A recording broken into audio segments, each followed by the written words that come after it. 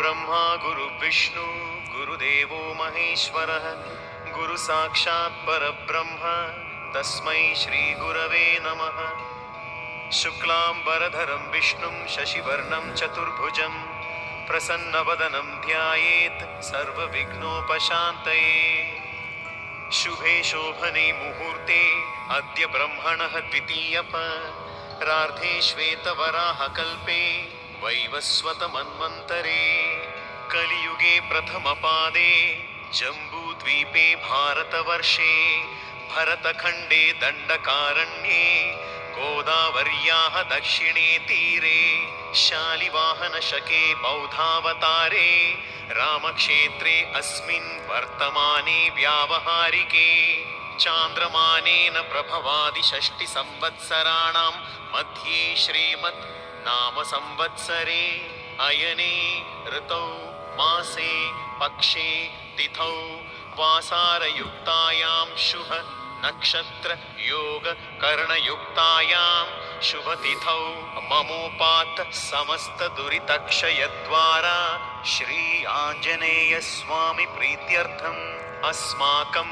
सकुटुम्बानां क्षेम स्थैर्य विजय वीर्य आयुरारोग्य ऐश्वर्य अभिवृद्ध्यर्थं धर्म अर्थ काम मोक्ष चतुर्विध फल पुरुषार्थ सिद्ध्यर्थम् अपमृत्यु पीड़ा परिहार द्वारा दीर्घायुष्य अभिवृद्ध्यर्थम् अचंचल भक्ति सिद्ध्यर्थम् मोक्ष साम्राज्य सिद्ध्यर्थम् देवता मुद्दिश्य परमेश्वर देवता प्रीत्यर्थम् कल्पोक्त प्रकारेण यावच्छक्ति ध्यानावाहनादि षोडशोपचार पूजां करिष्ये।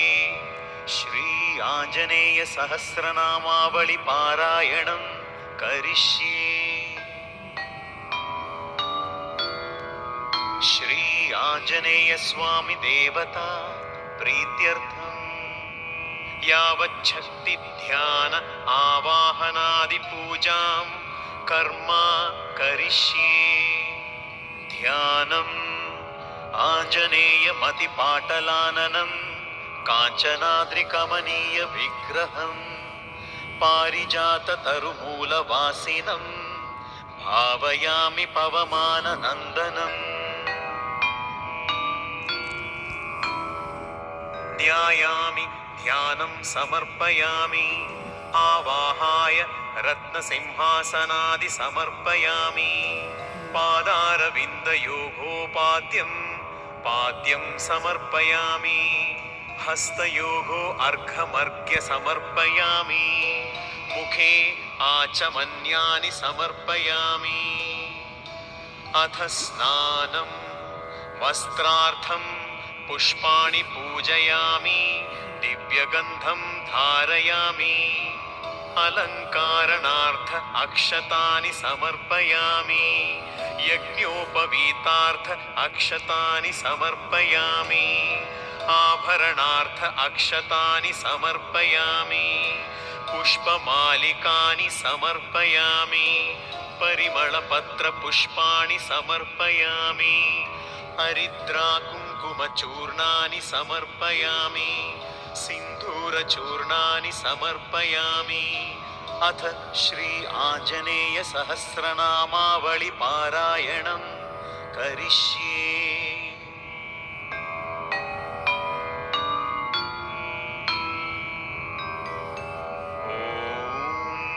हनुमते नमः। ॐ श्रीप्रदाय नमः। ॐ वायुपुत्राय नमः। ॐ रुद्राय नमः। ॐ अनघाय नमः। ॐ अजराय नमः। ॐ अमृत्यवे नमः। ॐ वीरवीराय नमः। ॐ ग्रामवासाय नमः। ॐ जनाश्रयाय नमः। ॐ धनदाय नमः। ॐ निर्गुणाय नमः। ॐ शूराय नमः। ॐ वीराय नमः। ॐ निधिपतये नमः। ॐ मुनये नमः। ॐ पिङ्गाक्षाय नमः। ॐ वरदाय नमः। ॐ वाग्निने नमः। ॐ सीताशोकविनाशकाय नमः। ॐ शिवाय नमः। ॐ शर्वाय नमः। ॐ परस्मै नमः। ॐ अव्यक्ताय नमः। ॐ व्यक्ताव्यक्ताय नमः। ॐ धराधराय नमः। ॐ पिङ्गकेशाय नमः। ॐ पिङ्गरोप्णे नमः। ॐ श्रुतिगम्याय नमः। ॐ सनातनाय नमः। ॐ अनादये नमः। ॐ भगवते नमः। ॐ देवाय नमः। ॐ विश्वहेतवे नमः। ॐ जनाश्रयाय नमः। ॐ आरोग्यकर्त्रे नमः। ॐ विश्वेशाय नमः। ॐ विश्वनाथाय नमः। ॐ हरीश्वराय नमः। ॐ भर्गाय नमः। ॐ रामाय नमः। ॐ रामभक्ताय नमः। ॐ कल्याणाय नमः। ॐ प्रकृतिस्थिराय नमः। ॐ विश्वम्भराय नमः। ॐ विश्वमूर्तये नमः। ॐ विश्वाकाराय नमः। ॐ विश्वपाराय नमः। ॐ विश्वात्मने नमः। ॐ विश्वसेव्याय नमः। ॐ विश्वाय नमः। ॐ नमः। ॐ भर्गाय नमः। ॐ रामाय नमः। ॐ रामभक्ताय नमः। ॐ कल्याणाय नमः। ॐ प्रकृतिस्थिराय नमः। ॐ विश्वम्भराय नमः। ॐ विश्वमूर्तये नमः। ॐ विश्वाकाराय नमः। ॐ विश्वपाराय नमः। ॐ विश्वात्मने नमः। ॐ विश्वसेव्याय नमः। ॐ विश्वाय नमः। ॐ विश्वहराय नमः। ॐ रवये नमः। ॐ विश्वचेष्टाय नमः। ॐ विश्वगम्याय नमः। ॐ विश्वध्येयाय नमः। ॐ कलाधराय नमः। ॐ प्लवङ्गमाय नमः।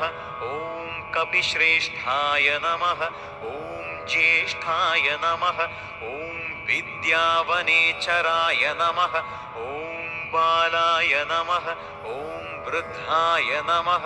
ॐ यूने नमः। ॐ तत्त्वाय नमः। ॐ तत्त्वगम्याय नमः। ॐ सुखाय नमः। ॐ अजाय नमः। ॐ अञ्जनासूनवे नमः। ॐ अव्यग्राय नमः। ॐ ग्रामशान्ताय नमः। ॐ धराधराय नमः। ॐ भूर्भुवस्वरे नमः। ॐ महार्लोकाय नमः। ॐ जनोलोकाय नमः। ॐ तपसे नमः। ॐ अव्ययाय नमः। ॐ सत्याय नमः। ॐ ओङ्कारगम्याय नमः। ॐ प्रणवाय नमः। ॐ व्यापकाय नमः। ॐ अमलाय नमः। ॐ शिवाय नमः। ॐ धर्मप्रतिष्ठात्रे नमः। ॐ रामेष्ठाय नमः। ॐ फल्गुणप्रियाय नमः। ॐ गोष्पदीकृतवाराशये नमः। ॐ पूर्णकामाय नमः। ॐ धरापतये नमः। ॐ रक्षोघ्नाय नमः। ॐ पुण्डरीकाक्षाय नमः। ॐ शरणागतवत्सलाय नमः। ॐ जानकीप्राणदात्रे नमः। ॐ रक्षप्राणापहारकाय नमः। ॐ पूर्णसत्त्वाय नमः। ॐ पीतवाससे नमः। ॐ दिवाकरसमप्रभाय नमः। ॐ द्रोणहर्त्रे नमः। ॐ शक्तिनेत्रे नमः। ॐ शक्त्यै नमः। ॐ राक्षसमारकाय नमः। ॐ रक्षोघ्नाय नमः। ॐ रामदूताय नमः। ॐ शाकिनीजीवहारकाय नमः। ॐ भुभुक्ताय नमः।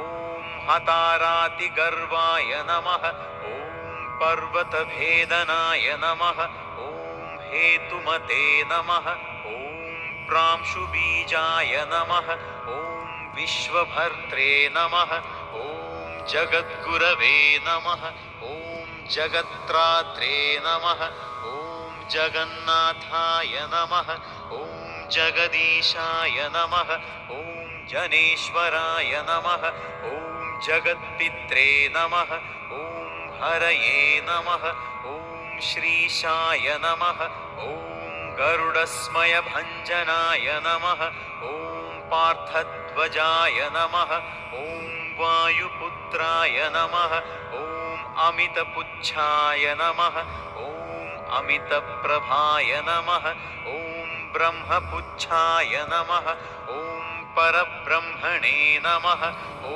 पुच्छाय नमः ॐ रामेष्ठाय नमः ॐ सुग्रीवादियुताय नमः ॐ ज्ञानिने नमः ॐ वानराय नमः ॐ वानरेश्वराय नमः ॐ कल्पस्थायिने नमः ॐ चिरञ्जीविने नमः ॐ प्रसन्नाय नमः ॐ सदाशिवाय नमः ॐ सन्नतये नमः ॐ सद्गतये नमः ॐ भुक्तिमुक्तिदाय नमः ॐ कीर्तिदायकाय नमः ॐ कीर्त्यै नमः ॐ कीर्तिप्रदाय नमः ॐ समुद्राय नमः ॐ श्रीप्रदाय नमः ॐ शिवाय नमः ॐ उदधिक्रमणाय नमः ॐ देवाय नमः ॐ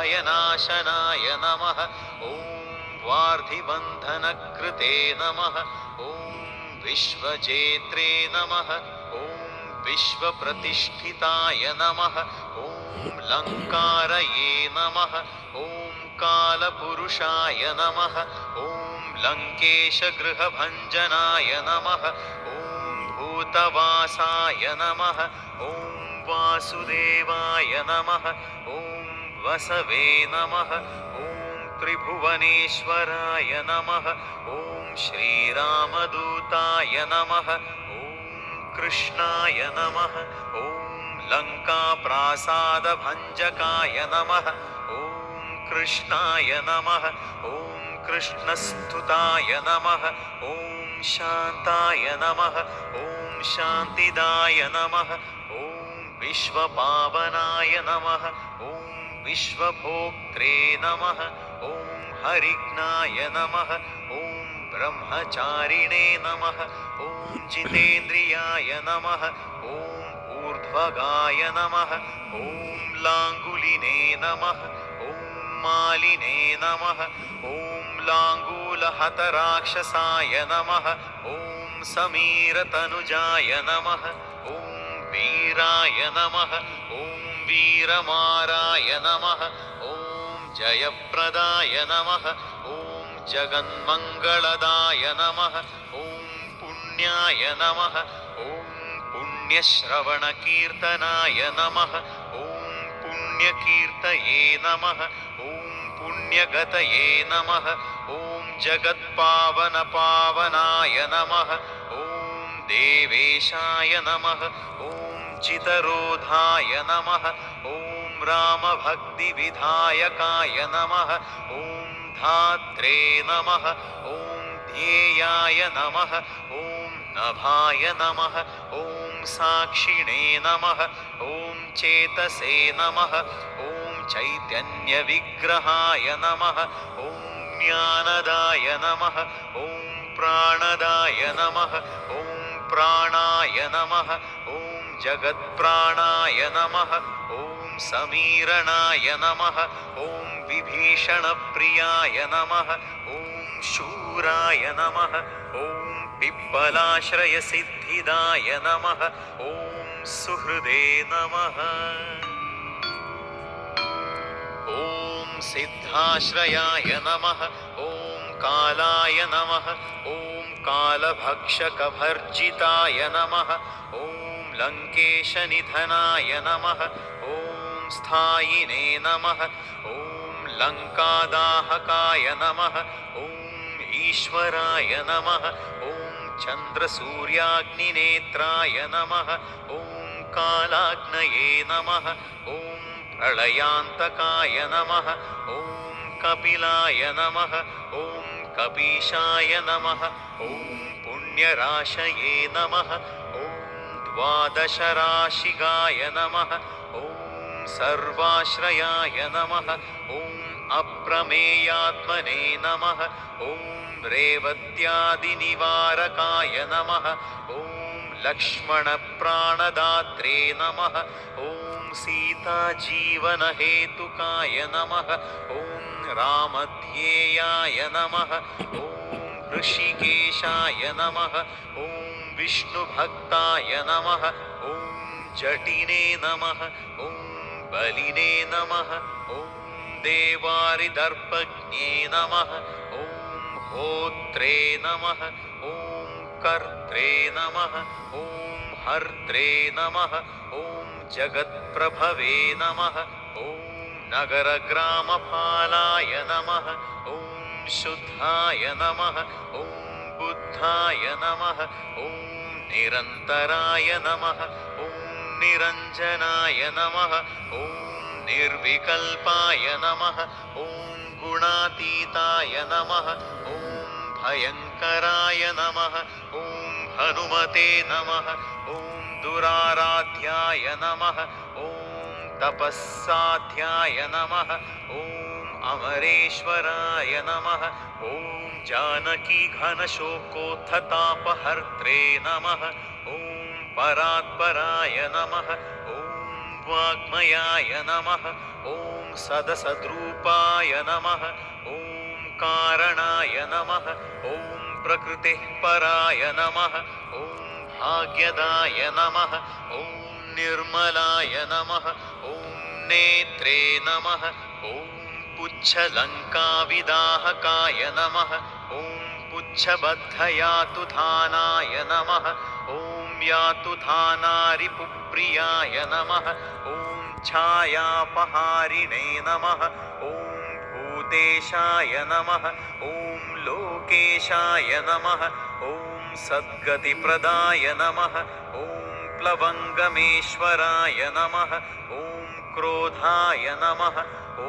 क्रोधसंरक्तलोचनाय नमः ॐ क्रोधहर्त्रे नमः ॐ तापहर्त्रे नमः ॐ भक्ताभयवरप्रदाय नमः ॐ भक्तानुकम्पिने नमः ॐ विश्वेशाय नमः ॐ पुरुहूताय नमः ॐ पुरन्दराय नमः ॐ अग्निये नमः ॐ विभावसवे नमः ॐ भास्वते नमः ॐ यमाय नमः ॐ निरुरुतये नमः ॐ वरुणाय नमः ॐ वायुगतिमते नमः ॐ वायवे नमः ॐ कौबेराय नमः ॐ ईश्वराय नमः ॐ रवये नमः ॐ चन्द्राय नमः ॐ कुजाय नमः ॐ सौम्याय नमः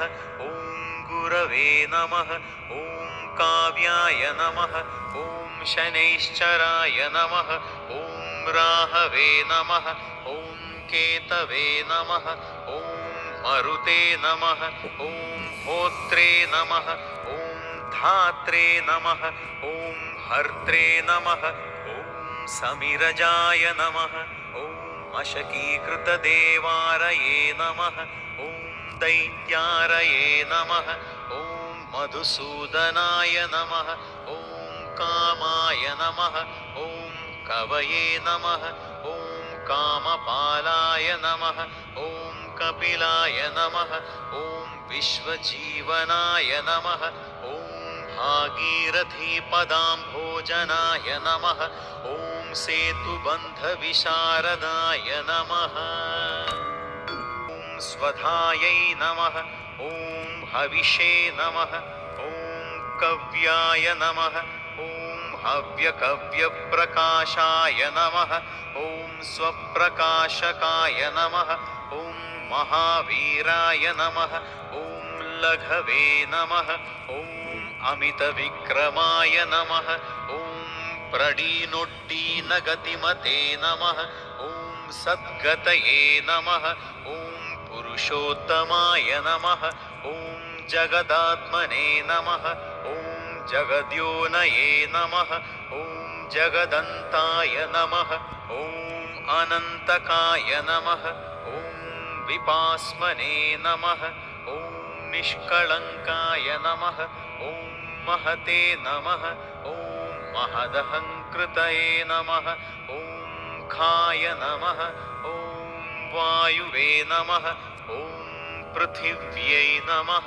ॐ अद्भ्यो नमः ॐ वह्नये नमः ॐ दिक्पालाय नमः ॐ क्षेत्रज्ञाय नमः ॐ क्षेत्रपालाय नमः ॐ पल्वलीकृतसागराय नमः ॐ हिरण्मयाय नमः ॐ पुराणाय नमः ॐ खेचराय नमः ॐ भोचराय नमः ॐ मनवे नमः ॐ हिरण्यगर्भाय नमः ॐ सूत्रात्मने नमः ॐ राजराजाय नमः ॐ विशाम्पतये नमः ॐ वेदान्तवेद्याय नमः ॐ उद्गीताय नमः ॐ वेदवेदाङ्गपारगाय नमः ॐ प्रतिग्रामस्थिताय नमः ॐ साध्याय नमः ॐ स्फूर्तिदात्रे नमः ॐ गुणाकराय नमः ॐ नक्षत्रमालिने नमः ॐ भूतात्मने नमः ॐ सुरभये नमः ॐ कल्पपादपाय नमः ॐ चिन्तामणिये नमः ॐ गुणनिधये नमः ॐ प्रजापतये नमः ॐ अनुत्तमाय नमः ॐ पुण्यश्लोकाय नमः ॐ पुरारातये नमः ॐ ज्योतिष्मते नमः ॐ शार्वरीपतये नमः ॐ कलिकिल्यारवत्रस्थभूतप्रेतपिशाचकाय नमः ॐ ऋणत्रयहराय नमः ॐ सूक्ष्माय नमः ॐ स्थूलाय नमः ॐ सर्वगतये नमः ॐ पुंसे नमः ॐ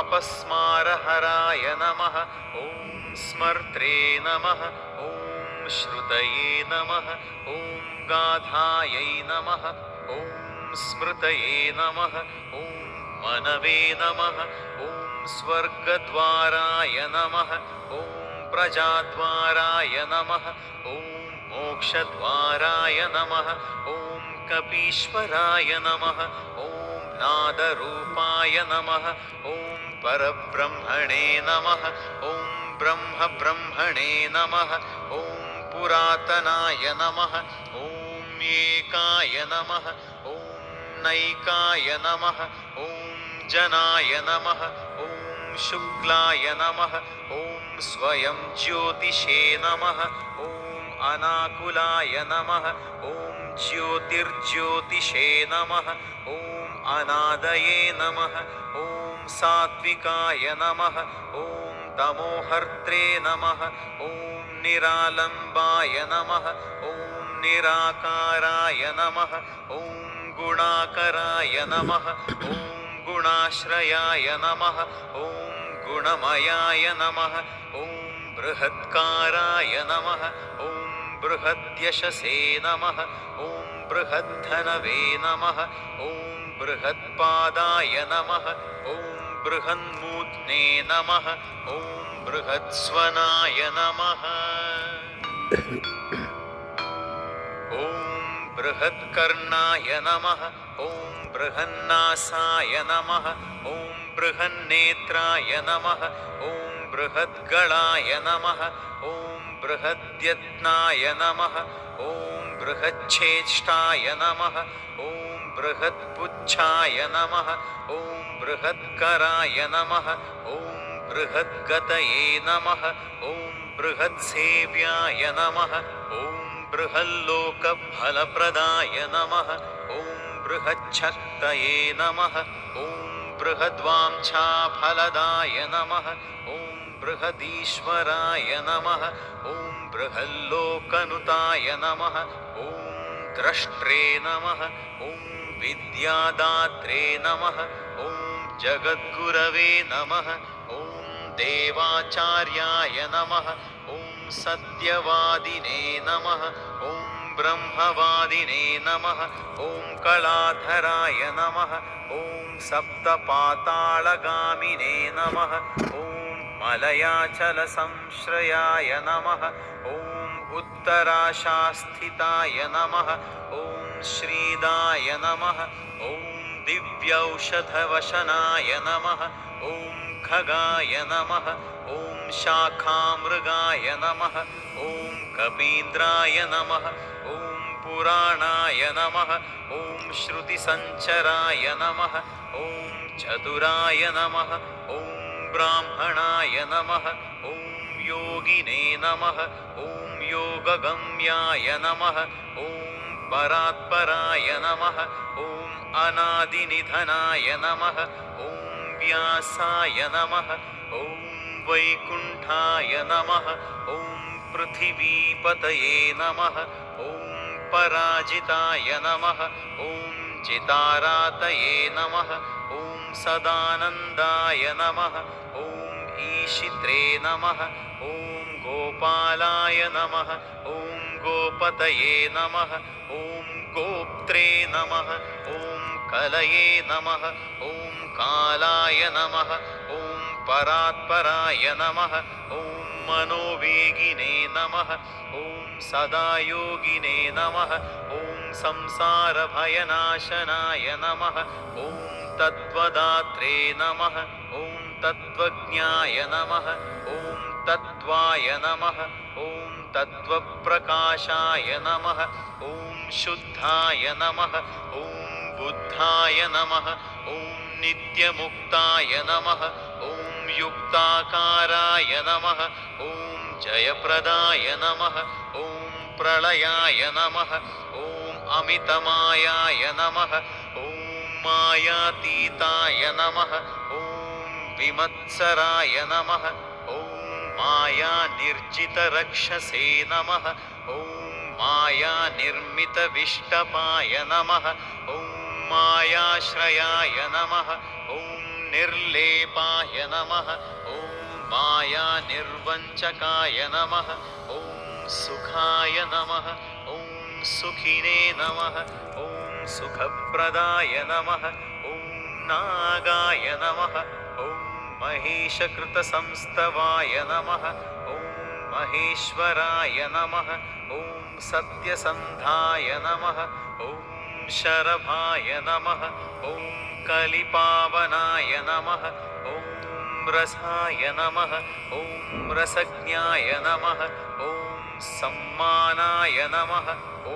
तपश्चक्षुषे नमः ॐ भैरवाय नमः ॐ घ्राणाय नमः ॐ गन्धाय नमः ॐ स्पर्शनाय नमः ॐ स्पर्शाय नमः ॐ अहङ्काराय नमः ॐ मानदाय नमः ॐ नेति नेतीति गम्याय नमः ॐ वैकुण्ठभजनप्रियाय नमः ॐ गिरीशाय नमः ॐ गिरिजाकान्ताय नमः ॐ दुर्वाससे नमः ॐ कवये नमः ॐ अङ्गीरसे नमः ॐ भृगवे नमः ॐ वसिष्ठाय नमः ॐ च्यवनाय नमः ॐ तुम्बुरवे नमः ॐ नारदाय नमः ॐ अमलाय नमः ॐ विश्वक्षेत्राय नमः ॐ विश्वजीजाय नमः ॐ विश्वनेत्राय नमः ॐ विश्वपाय नमः ॐ याजकाय नमः ॐ याजमानाय नमः ॐ पावकाय नमः ॐ पितृभ्यो नमः ॐ श्रद्धायै नमः ॐ बुद्धये नमः ॐ क्षमायै नमः ॐ तन्त्रायै नमः ॐ मंत्राय नमः ॐ मंत्रयुताय नमः ॐ स्वराय नमः ॐ राजेन्द्राय नमः ॐ भूपतये नमः ॐ कंठमालिने नमः ॐ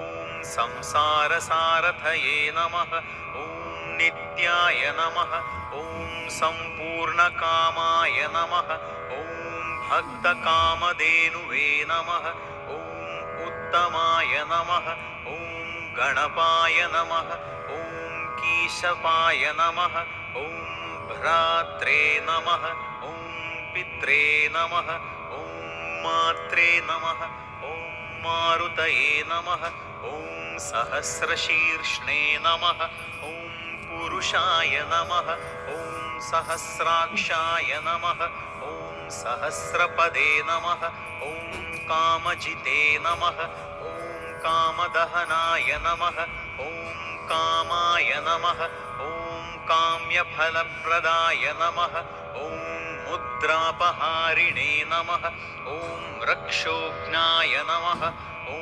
क्षितिभारहराय नमः ॐ बलाय नमः ॐ नखदंष्ट्रायुधाय नमः ॐ विष्णुभक्ताय नमः ॐ अभयवरप्रदाय नमः ॐ दर्पज्ञे नमः ॐ दर्पदाय नमः ॐ दृप्ताय नमः ॐ शतमूर्तये नमः ॐ अमूर्तिमते नमः ॐ महानिधये नमः ॐ महाभोगाय नमः ॐ महाभागाय नमः ॐ महार्थदाय नमः ॐ महाकाराय नमः ॐ महायोगिने नमः ॐ महातेजसे नमः ॐ महाद्युतये नमः ॐ महाकर्मणे नमः ॐ महानादाय नमः ॐ महामन्त्राय नमः ॐ महामतये नमः ॐ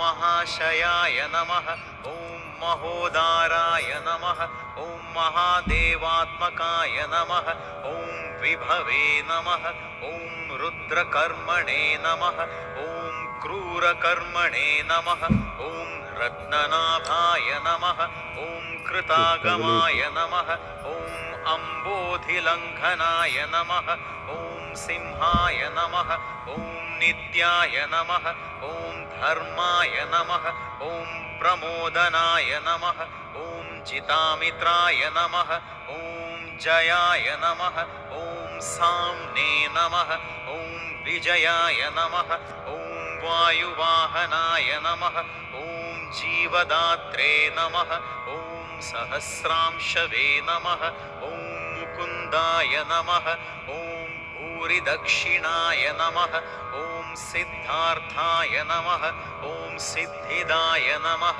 ॐ सिद्धिसङ्कल्पाय नमः ॐ सिद्धिहेतुकाय नमः ॐ सप्तपातालभरणाय नमः ॐ सप्तर्षिगणवन्दिताय नमः ॐ सप्ताब्धिलङ्घनाय नमः ॐ वीराय नमः ॐ सप्तद्वीपोरुमण्डलाय नमः ॐ सप्ताङ्गराज्यसुखदाय नमः ॐ सप्तमातृकानिषेविताय नमः ॐ सप्तलोकैकमकुटाय नमः ॐ सप्तहोत्रे नमः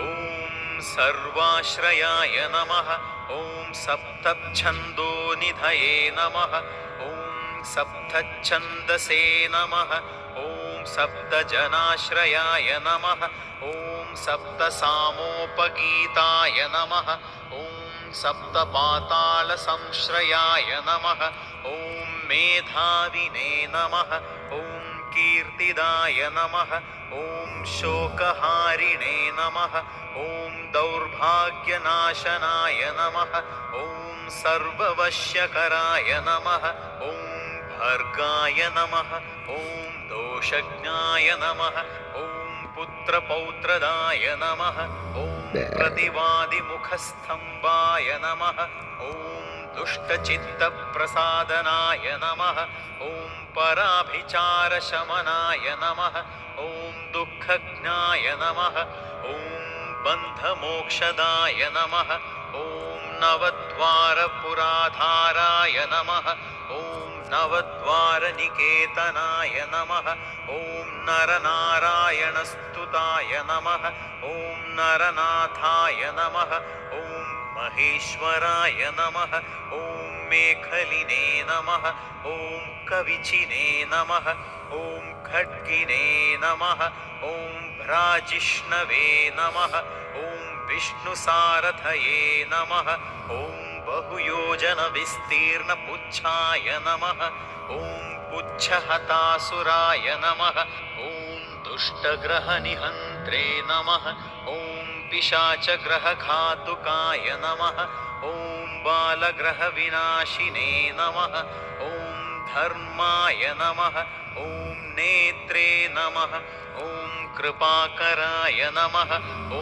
उग्रकृत्याय नमः ॐ उग्रवेगाय नमः ॐ उग्रनेत्राय नमः ॐ शतक्रतवे नमः ॐ शतमन्यवे नमः ॐ स्तुताय नमः ॐ स्तुत्याय नमः ॐ स्तुतये नमः ॐ स्तोत्रे नमः ॐ महाबलाय नमः ॐ समग्रगुणशालिने नमः ॐ व्यग्राय नमः ॐ रक्षोविनाशकाय नमः ॐ रक्षोघ्नहस्ताय नमः ॐ ब्रह्मेशाय नमः ॐ श्रीधराय नमः ॐ भक्तवत्सलाय नमः ॐ मेघनादाय नमः ॐ मेघरूपाय नमः ॐ मेघवृष्टिनिवारकाय नमः ॐ मेघजीवनहेतवे नमः ॐ मेघश्यामाय नमः ॐ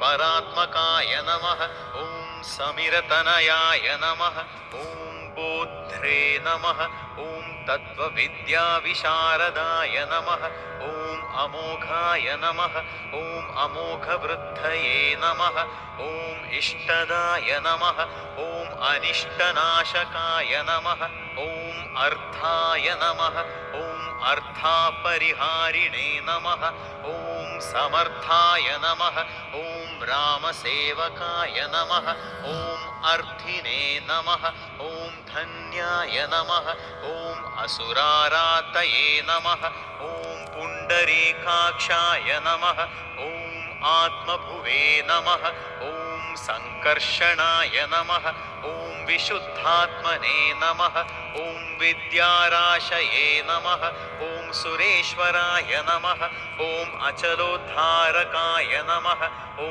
नित्याय नमः ॐ सेतुकृते नमः ॐ रामसारथये नमः ॐ आनन्दाय नमः ॐ परमानन्दाय नमः ॐ मत्स्याय नमः ॐ कूर्माय नमः ॐ निधये नमः ॐ शमाय नमः ॐ वराहाय नमः ॐ नारसिंहाय नमः ॐ वामनाय नमः ॐ जमदग्निजाय नमः ॐ रामाय नमः ॐ कृष्णाय नमः ॐ शिवाय नमः ॐ बुद्धाय नमः ॐ कल्किने नमः ॐ रामाश्रयाय नमः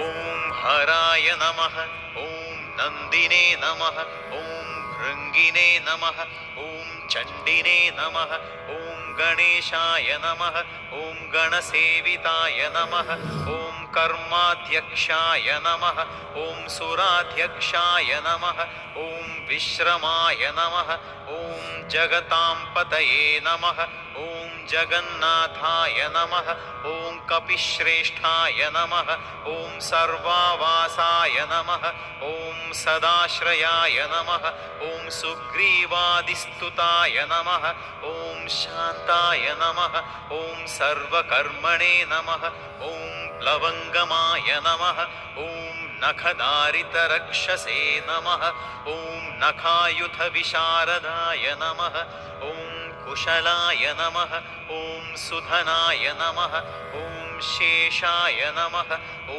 वासुकिये नमः ॐ तक्षकाय नमः ॐ सर्वाय नमः ॐ स्वर्णवर्णाय नमः ॐ बलाढ्याय नमः ॐ रामपूजाय नमः ॐ अघनाशनाय नमः ॐ कैवल्यदीपाय नमः ॐ कैवल्याय नमः ॐ गरुडाय नमः ॐ पन्नगाय नमः ॐ गुरवे नमः ॐ कील्यारावहतारातिगर्वाय नमः ॐ पर्वतभेदनाय नमः ॐ वज्राङ्गाय नमः ॐ वज्रवेगाय नमः ॐ भक्ताय नमः ॐ वज्रनिवारकाय नमः ॐ नखायुधाय नमः ॐ मणिग्रीवाय नमः ॐ ज्वालामालिने नमः ॐ भास्कराय नमः ॐ प्रौढप्रतापाय नमः ॐ तपनाय नमः ॐ भक्ततापनिवारकाय नमः ॐ शरणाय नमः ॐ जीवनाय नमः ॐ भोक्त्रे नमः ॐ नानाचेष्टाय नमः ॐ अचञ्चलाय नमः ॐ सुस्वस्थाय नमः ॐ अष्टास्यज्ञे नमः ॐ दुःखशमनाय नमः ॐ पवनात्मजाय नमः ॐ पावनाय नमः ॐ पवनाय नमः ॐ कान्ताय नमः ॐ भक्तागस्सहनाय नमः ॐ बलाय नमः ॐ मेघनादरिपवे नमः ॐ मेघनादसंहृतराक्षसाय नमः ॐ अक्षराय नमः ॐ विनीतात्मने नमः ॐ वानरेशाय नमः ॐ सताङ्गतये नमः ॐ श्रीकण्ठाय नमः ॐ शितिकण्ठाय नमः ॐ सहायाय नमः ॐ सहनायकाय नमः ॐ अस्थूलाय नमः ॐ अणवे नमः ॐ भर्गाय नमः ॐ देवाय नमः ॐ संस्कृतिनाशनाय नमः ॐ अध्यात्मविद्यासाराय नमः ॐ अध्यात्मकुशलाय नमः ॐ सुधिये नमः ॐ अकल्पशाय नमः ॐ सत्यहेतवे नमः ॐ सत्यगाय नमः ॐ सत्यगोचराय नमः ॐ सत्यगर्भाय नमः ॐ सत्यरूपाय नमः ॐ सत्याय नमः ॐ सत्यपराक्रमाय नमः ॐ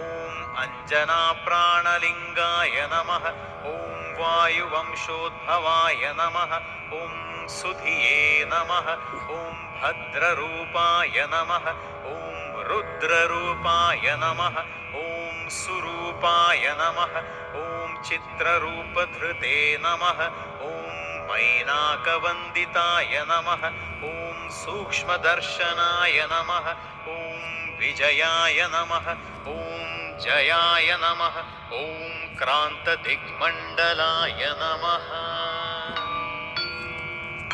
ॐ रुद्राय नमः ॐ प्रकटीकृतविक्रमाय नमः ॐ कम्बुकण्ठाय नमः ॐ प्रसन्नात्मने नमः ॐ ह्रस्वनादाय नमः ॐ वृकोदराय नमः ॐ लम्बोष्ठाय नमः ॐ कुण्डलिने नमः ॐ चित्रमालिने नमः ॐ योगविदाम्बराय नमः ॐ विपश्चिते नमः ॐ कवये नमः ॐ आनन्दविग्रहाय नमः ॐ अनन्यशासनाय नमः ॐ फल्गुनिसूनवे नमः ॐ अव्यग्राय नमः ॐ योगात्मने नमः ॐ योगतत्पराय नमः ॐ योगवेद्याय नमः ॐ योगकर्त्रे नमः ॐ योगयोनये नमः ॐ दिगम्बराय नमः ॐ अकारादिक्षकारान्तवर्णनिर्मितविग्रहाय नमः ॐ उलूखलमुखाय नमः ॐ सिंहाय नमः ॐ संस्तुताय नमः ॐ परमेश्वराय नमः ॐ श्लिष्टजङ्घाय नमः ॐ श्लिष्टजानवे नमः ॐ श्लिष्टपाणवे नमः ॐ शिखाधराय नमः ॐ सुशर्मणे नमः ॐ अमितशर्मणे नमः ॐ नारायणपरायणाय नमः ॐ विष्णवे नमः ॐ भविष्णवे नमः ॐ रोचिष्णवे नमः ॐ ग्रसिष्णवे नमः ॐ स्थाणवे नमः ॐ हरये नमः ॐ रुद्रानुकृते नमः ॐ वृक्षकम्पनाय नमः ॐ भूमिकम्पनाय नमः ॐ गुणप्रवाहाय नमः ॐ सूत्रात्मने नमः ॐ वीतरागाय नमः ॐ स्तुतिप्रियाय नमः ॐ नागकन्याभयध्वंसिने नमः ॐ रुक्मवर्णाय नमः ॐ कपालभृते नमः ॐ अनाकुलाय नमः ॐ भवोपायाय नमः ॐ अनापायाय नमः ॐ वेदपारगाय नमः ॐ अक्षराय नमः ॐ पुरुषाय नमः ॐ लोकनाथाय नमः ॐ रक्षप्रभवे नमः ॐ दृढाय नमः ॐ अष्टाङ्गयोगफलभुजे नमः ॐ सत्यसन्धाय नमः ॐ पुरुष्टुताय नमः ॐ श्मशानस्थाननिलयाय नमः ॐ प्रेतविद्रावणक्षमाय नमः ॐ पञ्चाक्षरपराय नमः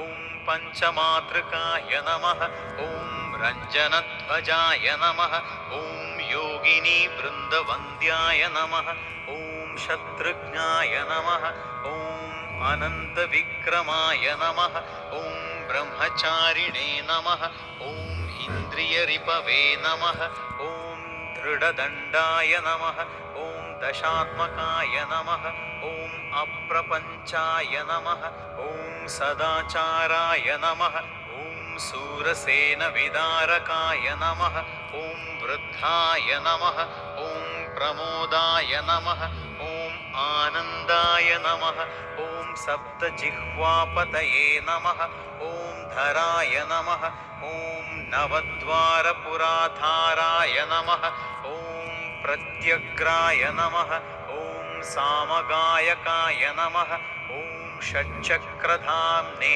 नमः ॐ स्वर्लोकाय नमः ॐ भयहृते नमः ॐ मानदाय नमः ॐ अमदाय नमः ॐ सर्ववश्यकराय नमः ॐ शक्तये नमः ॐ नेत्रे नमः ॐ अनन्तमङ्गलाय नमः ॐ अष्टमूर्तिधराय नमः ॐ नेत्रे नमः ॐ विरूपाय नमः ॐ सर्वसुन्दराय नमः ॐ धूमकेतवे नमः ॐ महाकेतवे नमः ॐ सत्यकेतवे नमः ॐ महारथाय नमः ॐ नन्दिप्रियाय नमः ॐ स्वतन्त्राय नमः ॐ मेखलिने नमः ॐ समरप्रियाय नमः ॐ लोहाङ्गाय नमः ॐ सर्वविदे नमः ॐ धन्विने नमः ॐ षट्कलाय नमः ॐ शर्वाय नमः ॐ ईश्वराय नमः ॐ फलभुजे नमः ॐ फलहस्ताय नमः ॐ सर्वकर्मफलप्रदाय नमः ॐ धर्माध्यक्षाय नमः ॐ धर्मफलाय नमः ॐ धर्माय नमः ॐ धर्मप्रदाय नमः ॐ अर्थदाय नमः ॐ पञ्चविंशतितत्त्वज्ञाय नमः ॐ तारकब्रह्मतत्पराय नमः ॐ त्रिमार्गगतये नमः ॐ भीमाय नमः ॐ सर्वदुःखनिबर्हणाय नमः ॐ ऊर्जस्वते नमः ॐ निर्गलाय नमः ॐ शूलिने नमः ॐ मालिने नमः ॐ गर्भाय नमः ॐ निशाचराय नमः ॐ रक्ताम्बरधराय नमः ॐ रक्ताय नमः ॐ रक्तमालाविभूषणाय नमः ॐ वनमालिने नमः ॐ शुभाङ्गाय नमः ॐ श्वेताय नमः ॐ श्वेतांबराय नमः ॐ यूने नमः ॐ जयाय नमः ॐ जयपरिवाराय नमः ॐ सहस्रवदनाय नमः ॐ श्मशानस्थाननिलयाय नमः ॐ प्रेतविद्रावणक्षमाय नमः ॐ पञ्चाक्षरपराय नमः ॐ पञ्चमातृकाय नमः ॐ रञ्जनध्वजाय नमः ॐ योगिनीवृन्दवन्द्याय नमः ॐ शत्रुघ्नाय नमः ॐ अनन्तविक्रमाय नमः ॐ ब्रह्मचारिणे नमः ॐ इन्द्रियरिपवे नमः ॐ दृढदण्डाय नमः ॐ दशात्मकाय नमः ॐ अप्रपञ्चाय नमः ॐ सदाचाराय नमः ॐ सूरसेनविदारकाय नमः ॐ वृद्धाय नमः ॐ प्रमोदाय नमः ॐ आनन्दाय नमः ॐ सप्तजिह्वापतये नमः ॐ धराय नमः ॐ नवद्वारपुराधाराय नमः ॐ प्रत्यग्राय नमः ॐ सामगायकाय नमः ॐ षट्चक्रधाम्ने नमः ॐ स्वर्लोकाय नमः ॐ भयहृते नमः ॐ मानदाय नमः ॐ अमदाय नमः ॐ सर्ववश्यकराय नमः ॐ शक्तये नमः ॐ नेत्रे नमः ॐ अनन्तमङ्गलाय नमः ॐ अष्टमूर्तिधराय नमः ॐ नेत्रे नमः ॐ विरूपाय नमः ॐ सर्वसुन्दराय नमः ॐ धूमकेतवे नमः ॐ महाकेतवे नमः ॐ सत्यकेतवे नमः ॐ महारथाय नमः ॐ नन्दिप्रियाय नमः ॐ स्वतन्त्राय नमः ॐ मेखलिने नमः ॐ समरप्रियाय नमः ॐ लोहाङ्गाय नमः ॐ सर्वविदे नमः ॐ धन्विने नमः ॐ षट्कलाय नमः ॐ शर्वाय नमः ॐ ईश्वराय नमः ॐ फलभुजे नमः ॐ फलहस्ताय नमः ॐ सर्वकर्मफलप्रदाय नमः ॐ धर्माध्यक्षाय नमः ॐ धर्मफलाय नमः ॐ धर्माय नमः ॐ धर्मप्रदाय नमः ॐ अर्थदाय नमः ॐ पञ्चविंशतितत्त्वज्ञाय नमः ॐ तारकब्रह्मतत्पराय नमः ॐ त्रिमार्गगतये नमः ॐ भीमाय नमः ॐ सर्वदुःखनिबर्हणाय नमः ॐ ऊर्जस्वते नमः ॐ निर्गलाय नमः ॐ शूलिने नमः ॐ मालिने नमः ॐ गर्भाय नमः ॐ निशाचराय नमः ॐ रक्ताम्बरधराय नमः ॐ रक्ताय नमः ॐ रक्तमालाविभूषणाय नमः ॐ वनमालिने नमः ॐ शुभाङ्गाय नमः ॐ श्वेताय नमः ॐ श्वेताम्बराय नमः ॐ यूने नमः ॐ जयाय नमः ॐ जयपरिवाराय नमः ॐ सहस्रवदनाय नमः ॐ कवये नमः ॐ शाकिनी ढाकिनी यक्षरक्षो भूतौघभञ्जनाय नमः ॐ सद्योजाताय नमः ॐ कामगतये नमः ॐ ज्ञानमूर्तये नमः ॐ यशस्कराय नमः ॐ शम्भुतेजसे नमः ॐ सार्वभौमाय नमः ॐ विष्णुभक्ताय नमः ॐ प्लवङ्गमाय नमः ॐ चतुर्नवतिमन्त्रज्ञाय नमः ॐ पौलस्त्यबलदर्पज्ञे नमः ॐ सर्वलक्ष्मीप्रदाय नमः ॐ श्रीमते नमः ॐ अङ्गदप्रियाय नमः ॐ ईडिताय नमः ॐ स्मृत्यै नमः ॐ बीजाय नमः ॐ सुरेशानाय नमः ॐ ॐ संसारभयनाशनाय नमः ॐ उत्तमाय नमः ॐ श्रीपरिवाराय नमः ॐ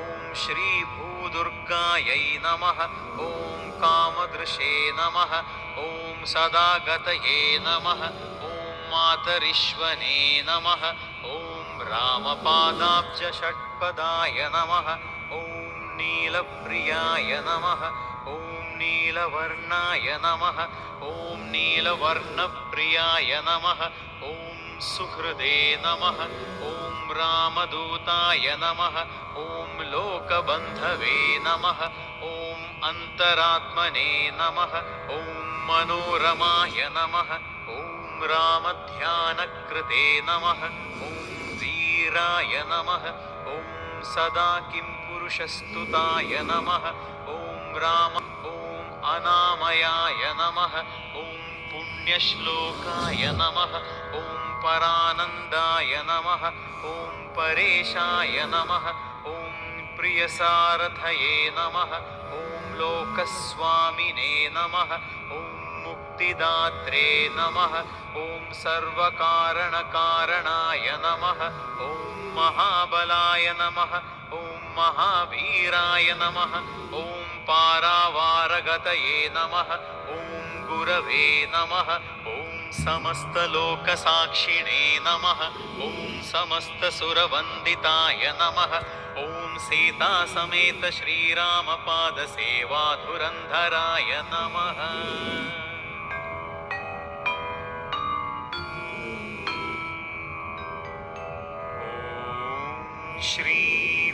श्रीप्राणदेवाय नमः नैवेद्यादि षोडशोपचारपूजां समर्पयामि अन्यथा शरणं नास्ति त्वमेव शरणं मम तस्मात् कारुण्यभावेन रक्ष रक्ष श्री आञ्जनेयदेव त्वमेव माता च पिता त्वमेव त्वमेव बन्धुश्च सखा त्वमेव त्वमेव विद्या द्रविणं त्वमेव त्वमेव सर्वं मम देव देवा